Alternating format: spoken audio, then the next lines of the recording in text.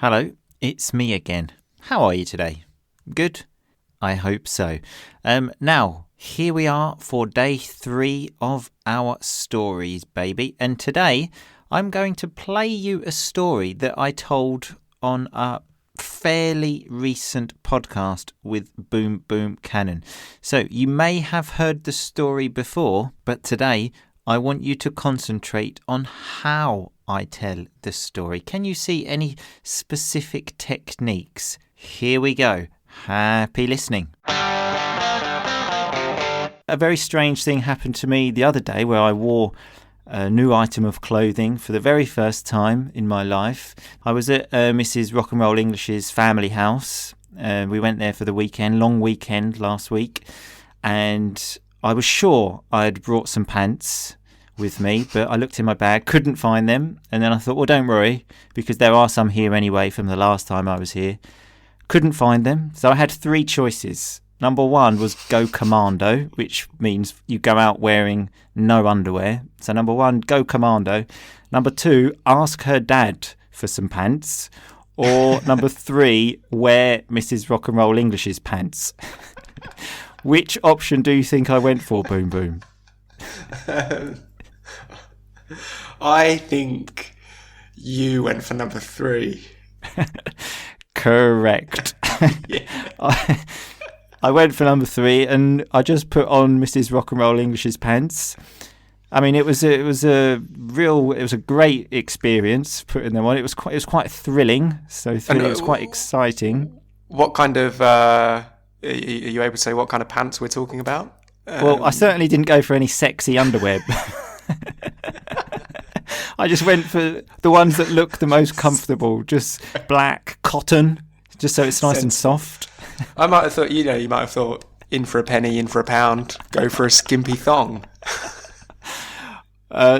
I didn't think that, but some lovely rock and roll vocabulary. So in for a penny, in for a pound. So like if you do it a little bit, just go all out and just do it. If you're gonna do it, go go all the way. Yeah. Yeah, exactly. But no, I didn't do that. But the funny thing was, she didn't know because I was getting changed in her room, and then later on in the day, we went out for a drink, and I just said, "Do you know I'm wearing your underwear?"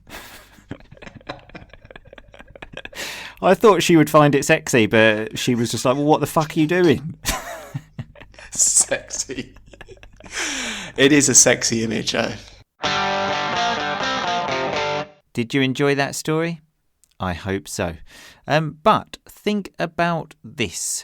If I had just said to Boom Boom, the other day I had no pants, so I wore Mrs. Rock and Roll English's pants, would you have enjoyed it as much? Probably not. But did you know that I used some specific techniques to tell that story and to make it more interesting? For example, did you notice how at the beginning of the story I created some curiosity by saying this? A very strange thing happened to me the other day where I wore a new item of clothing for the very first time in my life. So this probably made you think, this is interesting. I will continue listening to this. And then, did you notice that I told you about a problem that I had by saying this? I was sure I had brought some pants with me, but I looked in my bag, couldn't find them. And then I thought, well, don't worry, because there are some here anyway from the last time I was here.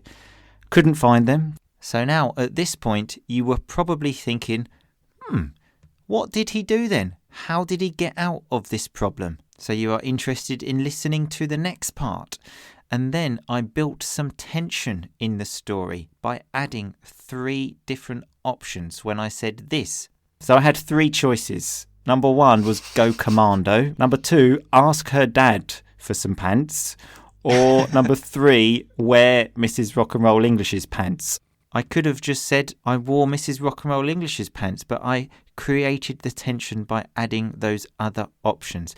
And I also used many other techniques in that story, many other storytelling techniques so that you would be engaged in the story. And these storytelling techniques are something else that I teach in my course. I teach you to tell more effective stories in English so that people will be more engaged when they listen to you. Have you ever noticed that telling stories is basically all we do? Let me give you some examples. I arrived at work yesterday and I noticed my colleague had a cut on his head and there was blood there. So he immediately told me the story of what happened. On Friday night, I went to a dinner party and the whole evening worked like this. Someone told a story which reminded someone else of another story. Then that person told their story, and their story reminded someone else of a different story. And it just continued and continued and continued like this. So this is why I train you to tell better stories in English using specific techniques. So that next time you are at a dinner table and everyone looks at you waiting for your story, you are able to tell it in a way that engages people and makes people laugh. And this is what I teach you in the Rock and Roll English Fluency Masterclass, which is 100% based around stories, because you know how much I love stories.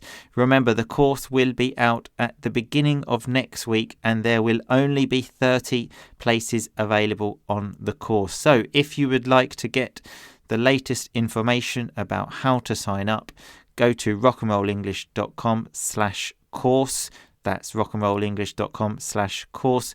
Put in your email address and I will send you some information in the next few days. I will see you all again tomorrow, people, for the last story of the week. But in the meantime, just keep on rocking, baby. Your pants belongs only to you. Your pants cover up your private parts.